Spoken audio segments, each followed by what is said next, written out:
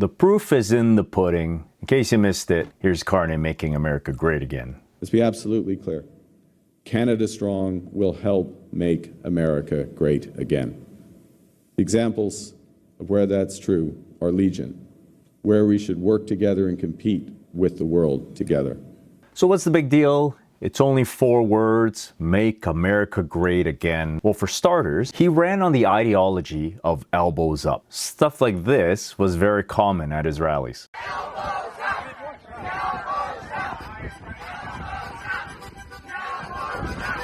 In short, what he was doing was he was demonizing Trump and the US. Instead of addressing the problems which the liberal government created, inflation, crime, housing, the economy, he created a new enemy, the US. Carney truly embraced the philosophy of the enemy of my enemy is my friend. And it was smart because it worked, because he convinced a lot of Canadian voters that if you vote Liberals, you're essentially drawing a line in the sand against the US. And while doing so, had a lot of online trolls and a lot of online people helping to label Pierre now as the Maple MAGA. So vote Carney is very anti-US. If you vote Pierre, then you're very basically supporting US. So which one is it? Is Carney anti or is he pro-US? I'll just say this. Carney has a very large portfolio which has not fully been disclosed to the public. 91% of the companies he's invested in are in the US. So in other words,